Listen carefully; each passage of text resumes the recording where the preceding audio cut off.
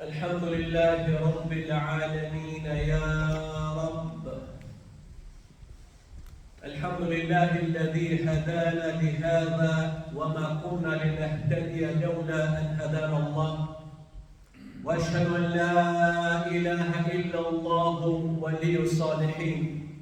وأشهد أن محمدا عبده وحبيبه ورسوله. سيدي أبا القاسم يا رسول الله، صلى عليك الله يعلم الهدى. وأشهد أنك بلغت الرسالة وأديت الأمانة ونصحت الأمة وكشفت الغمة وجاهدت لله حق جهاده. عباد الله، يقول الله تبارك وتعالى في محكم تنزيله: يا أيها الذين آمنوا اتقوا الله حق تقاته ولا تموتن إلا وأنتم مسلمون. يا أيها الناس اتقوا ربكم الذي خلقكم من نفس واحدة وخلق منها زوجها وبث منهما رجالا كثيرا ونساء واتقوا الله الذي تساءلون به والأرحام إن الله كان عليكم رقيبا. يا أيها الذين آمنوا اتقوا الله وقولوا قولا سديدا يصلح لكم أعمالكم ويغفر لكم ذنوبكم ومن يطع الله ورسوله فقد فاز فوزا عظيما. أما بعد، فإن أصدق الحديث كتاب الله وخير الهدي هدي محمد صلى الله عليه وسلم وشر الأمور محدثاتها وكل محدثة بدعة وكل بدعة ضلالة وكل ضلالة في النار. My dear brothers and respected sisters, I greet you all with Assalamu alaikum wa rahmatullahi ta'ala wa barakatuh. All praise is due to Allah. We bear witness and we testify that there is no deity worthy of worship except Allah subhanahu wa ta'ala. And we bear witness and we testify that our beloved Prophet sallallahu alayhi wa sallam is his messenger and his slave. All salawats and salams be upon our Prophet, upon his noble family, his righteous companions, and all those who follow his path till the last day. My dear brothers and sisters in Islam, inshallah today we'll talk about one verse of the Holy Quran. And this verse, it is very, very important, that talks about whoever rely on Allah subhanahu wa ta'ala, whoever is conscious of Allah, whoever fears Allah subhanahu wa ta'ala, and Allah will make a way for him from every difficulty in your life. So the first thing we should do is rely on Allah subhanahu wa ta'ala.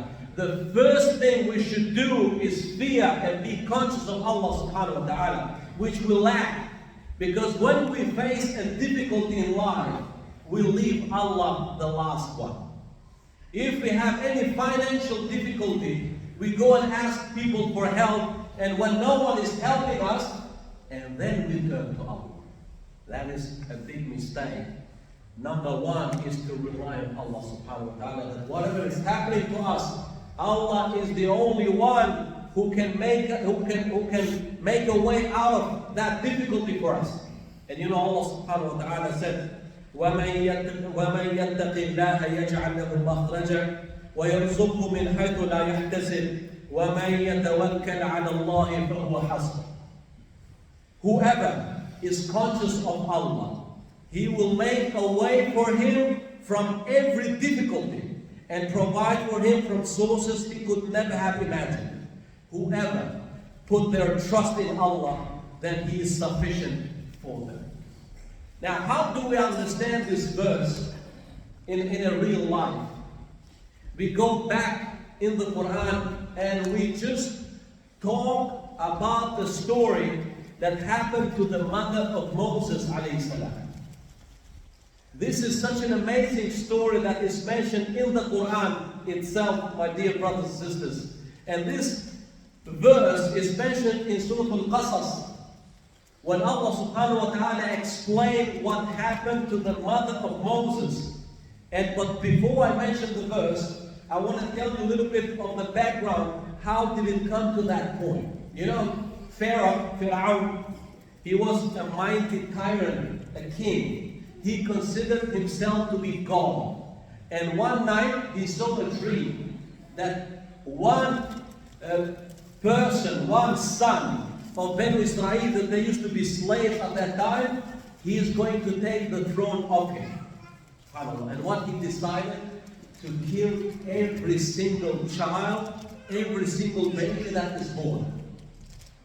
So 1 year, 2 years, he used to kill all the baby males, boys, to the point that his advisor said to him, if we kill all the boys, all the babies now, later on when we need help for them to work for us, who is going to work for us? You're killing all of them.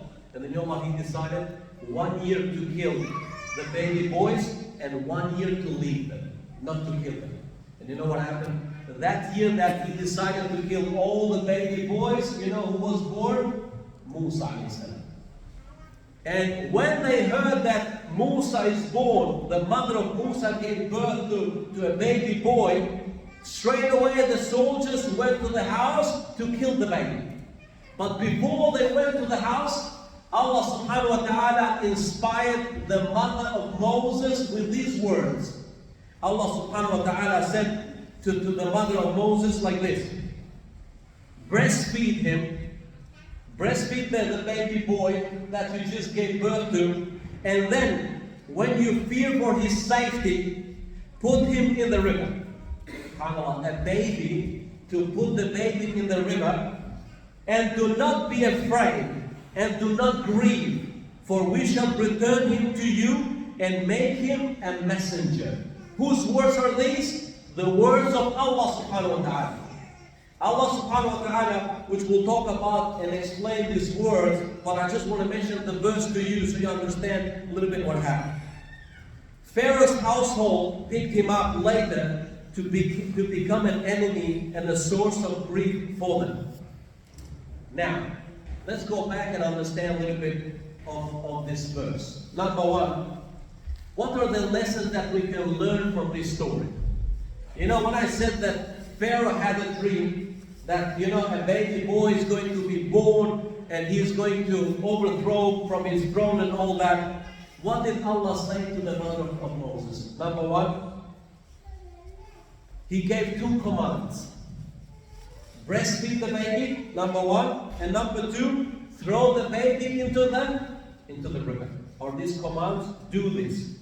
And then Allah subhanahu wa ta'ala gave two counsels, two advices to the mother of Moses and said, what did it say? Do not be afraid, do not be sad, and do not grieve. And number three, two promises that we will return him to you, and also he will be a messenger. Now imagine, for those who are parents, especially the mothers, how difficult would it be to put a baby in a basket and throw the baby into the river, so all the current coming took the baby away. And the mother, when the soldiers came inside, what kind of fear she had? She had two fears. What they're going to do to her, but her mind was not there. Her mind was, what is going to happen to the baby? Is the baby going to drown or not? SubhanAllah. And that's when you put your trust in Allah subhanahu wa ta'ala. That, my dear brothers and sisters, even that despite what it might look, you know, how difficult that is, in the hardest times, to obey Allah subhanahu wa ta'ala, even though it might look for you weird and difficult, that is the best solution for every single one of us. That's why when we say to people, when you face any difficulty in life, whether it's financial, whether it's family issue, whether it's, you know, we all deal with issues and difficulties in life. Every single one of us, remember, Allah has made us test towards one another. You might be a test for your wife might be a test for you, your kid might be a test for you, you might be a test for your parents. Everything is a test in life. The question is, how do we face those difficulties in life? A lot of people, what they do, because they don't understand how to be conscious of Allah subhanahu wa ta'ala. They don't understand how to put their trust in Allah subhanahu wa ta'ala. And what they do, they fall into depression. They fall into a lot of difficulties to the point that, some of them even think of harming themselves and a lot of anxiety. And they go to counselors and, these, with respect I'm saying, even though there might be professional counselors, but using holistic approach is the best approach. Especially for us living in a non-Muslim country, remember this. And seeking help from counselors, there's nothing wrong there. Okay, nothing wrong there. But be careful, where do you send your family members? Because some of those counselors, they don't have this religious background. And sometimes if you have family issues, they don't care about your family. What they do is, your husband said this to you, separate from him. They don't understand that they don't care what's going to happen to your kids. Whether they're going to end up on the street and taking drugs and doing those bad harams. So if you find a counselor, find someone who is a Muslim, someone who fears Allah subhanahu wa ta'ala, someone who genuinely wants to help you, not to treat you just like any other patient. You understand? This is very, very important. Whether you're an imam, whether you're a haji, whether you pray 5 daily prayers, we all experience some kind of depression sometimes. It's a human nature. That happened to our Prophet sallallahu alaihi wasallam. When his wife Khadija radiallahu anha passed away, even when his uncle passed away, he himself called this year Amul Husn, the year of sorrow and grieving, and even depression. And when Aisha asked him later on, when was the most difficult time for you, Ya Rasulullah? He mentioned this time. So a lot of people try to judge others by saying, you see, his lack of iman, he's got no iman, that's why he's depressed. Because he doesn't pray, that's why he's depressed. Don't make that kind of judgment. And that's why those who are depressed, they want to be isolated. They don't want to be known to others because others judge them. No. You be there for them. Try to help them. If you know that someone is going through something, give them a call. Your call might be the reason to save his life. Wallahi, this happened to us. This happened to us. Don't try to stay away from him. Don't try to think that he's acting weird and he's this and he's that. Help them. If you love him for the sake of Allah subhanahu wa ta'ala. So even when you face any difficulty in life, it might look, you see, even the mother of Moses, imagine throwing the baby into that river, would have been wise, but Allah commanded her. Allah told her to do that. And when Allah told her to do that, she knew that this is from Allah. And Allah promised her that you're going to be reunited with your son. And not just that, but also he's going to be a messenger. Even from the depths of depressing and darkness, Allah subhanahu wa ta'ala can always bring out light. And this is the thing that sometimes we are not able to understand the wisdom of Allah subhanahu wa ta'ala. Not straight away anyway. And later on, that putting your trust in Allah and be conscious of Allah, later on you will understand that was the wisest decision for every single one of us. How many mothers and families during the time of Pharaoh, because he was killing all their babies? True or not? Imagine killing your baby you just gave birth to. How difficult it would have been for those mothers and parents and families. And imagine all of them making dua to Allah to destroy that tyrant, that Pharaoh. And imagine how Allah answered their dua.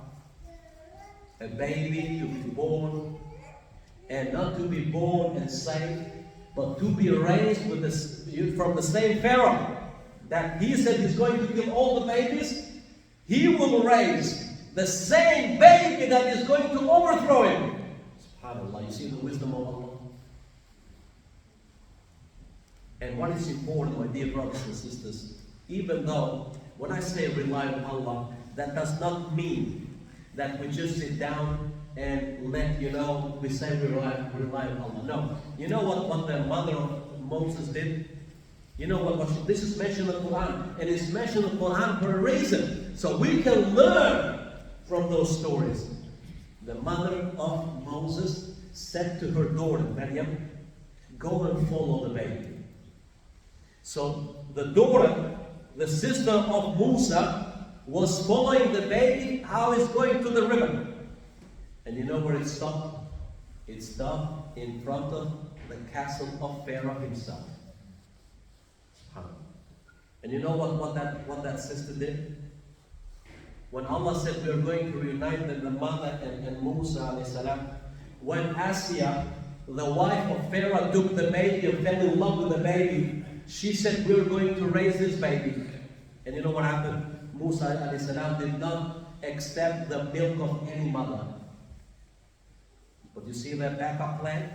The sister of Musa went to the castle itself, and you know what she said to them?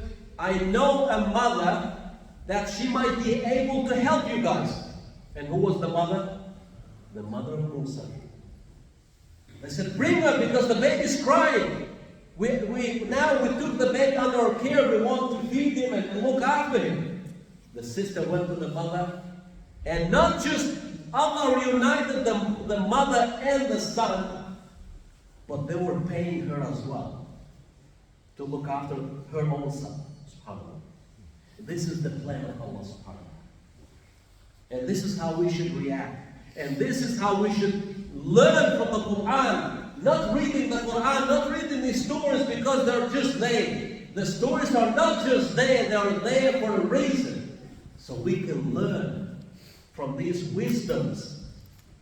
Wallahi, my dear brothers and sisters, we recite the Quran. If we do, we are the luckiest ones, because a lot of people, you know, Quran is in their shelves, and maybe in Ramadan, if they're lucky, they recite a bit. But even those that do recite the Quran, wallahi, it is better to recite one short surah, such as Surah Ikhlas, Qul Huwallahu Ahad, and understand what it means, than just to recite the entire Quran and you don't know, and you recite it like so quick, you don't even know what it's saying, you don't even ponder or reflect on anything. Especially the surahs that you recite in the prayer. Wallahi, if you understand them, you can connect with Allah, you can connect with the prayer differently. Why do we have difficulties having khushu', concentration in prayer? Because we don't know what we're saying. Short surahs, but those short surahs have such a powerful meaning. You remember I talked about here the two shortest surahs in the Quran. Surah Al-Ikhlas, Qul Huwallahu Ahad, the surah that defends the honor of Allah subhanahu wa ta'ala. And then the other shortest surah is Inna A'tainaka al-Kawthar, defends the honor of our Prophet sallallahu alayhi wa sallam. Very short surahs, but the meaning, the lessons that we can learn from the surahs, wallahi, it's unbelievable. Even the stories, you know, 1/3 of the Quran, 1/3 of the Quran talks about the previous stories that happened and things that are going to happen in the future. And those things are mentioned in the Quran for us to learn from it. But in a nutshell, is the verse that we recited in the beginning, that وَمَنْ يَتَّقِ اللَّهَ يَجْعَلْ مَخْرَجًا. Whoever is conscious of Allah subhanahu wa ta'ala, Allah will make a way for him from every difficulty, every trial, everything that you face in life. And who doesn't face any difficulty nowadays? Maybe when you're sitting, maybe Allah has tested you with something, and you think that this is the biggest test in the world. But wallahi, maybe the guy next to you, he's tested 10 times more than you, and he's still able to smile, and he's still able to behave. And he knows that whatever test we are facing is for a reason. We are not able to understand maybe now, but when Allah tests you, that means that Allah loves you. And when Allah loves you, Allah wants you to be closer to Him. How many people, they never thought of Allah ever until Allah has tested them with something. And then they say, now we're closer to Allah. Whether it's health, whether it's a family member, whether it's wealth, whatever it is for your own good. Because Allah wants you to be closer to Him. Don't take this in a negative way. Don't try to judge and say and ask questions, because that why, comes from shaitan. To say, oh Allah, why me? Why it happened this? Why it happened this way or that way? Allah knows the reasons. Allah knows the wisdoms. With our limited knowledge, we're not able to understand that why. But believing in Allah, submitting to Allah subhanahu wa ta'ala, we know that whether we understand why it happened to us or not, it doesn't matter. Because we believe in Allah. We trust Him. And we know that whatever happened to us, happened for our own good. I ask Allah subhanahu wa ta'ala to make us of those that we are conscious of Allah all the time, Ya Rabbal Alameen. Oh Allah, make us of those that whatever we do it only for your sake, Ya Rabbal Alameen. Make us of those that we love, we respect, we advise each other only for your sake, Ya Rabbal Alameen. Oh Allah, make us of those that we are able to feed ourselves and our families with halal and to stay away from haram, Ya Rabbal Alameen. Make us of those that you're pleased with us in this world and the next, Ya Rabbal Alameen. Oh Allah, make us of those that we are able to respect our parents and those people who are older than us, Ya Rabbal Alameen. And make us of those that we're able to educate our children and teach them the true meaning of Islam, Ya Rabbal Alameen. Oh Allah, make us of those that will be able to follow the sunnah of the Prophet ﷺ correctly, Ya Rabbal Alameen. And make us of those that we will be able to drink from the house of the Prophet on the Day of Judgment, Ya Rabbal Alameen. And make us the neighbors of the Prophet in the hereafter in Jannah, Ya Rabbal Alameen. Ameen, Ameen. وقولوا قولي هذا واستغفر الله لي ولكم فاستغفروه.